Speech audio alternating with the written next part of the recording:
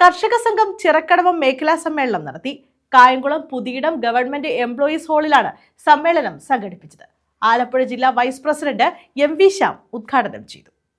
കേരള കർഷക സംഘത്തിന്റെ കായംകുളം ചിറക്കടവം മേഖലാ സമ്മേളനമാണ് Kayamkulam Puthiyidam government employees bank ഹാളിൽ സംഘടിപ്പിച്ചത്. കർഷകർ നേരിടുന്ന പൊതുവായ പ്രശ്നങ്ങളും നവകേരള നിർമ്മിതിയിൽ കാർഷിക രംഗത്തെ ഇടപെടലും പ്രദേശത്തെ കാർഷികേതര അനുബന്ധ മേഖലകളിലെ സമഗ്ര വികസനം ഉൾപ്പെടെ സമ്മേളനം ചർച്ച ചെയ്തു.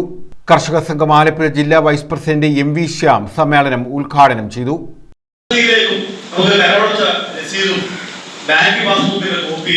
ആധാർ കാർഡ് കോപ്പി ഉണ്ടെങ്കിൽ ഏത് പദ്ധതിയിലും നമുക്ക് അപേക്ഷിക്കാം.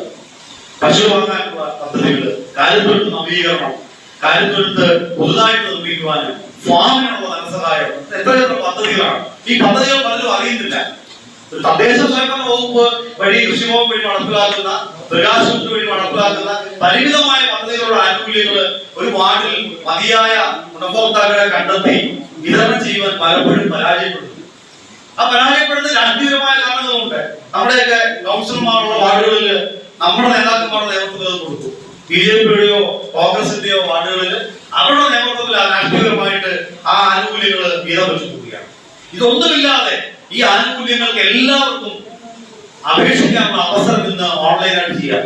മേഖലാ പ്രസിഡന്റ് എം.ജി. ജയകൃഷ്ണൻ അധ്യക്ഷത വഹിച്ചു. കെ. ഹരികുമാർ പ്രവർത്തന റിപ്പോർട്ടും Kayamkulam area secretary M. Naseer സംഘടനാ റിപ്പോർട്ടും അവതരിപ്പിച്ചു. S. Jayadevan Pillai, C. A. G. Harikumar, T. A. Nasar എന്നിവർ മികച്ച കർഷകരെ ആദരിച്ചു. G. Sreenivasan, R. Madhu, N. Sukumari, Binu Ashokan, T. Ranjitham, K. Sharafuddeen എന്നിവർ പങ്കെടുത്തു. News bureau, Kayamkulam.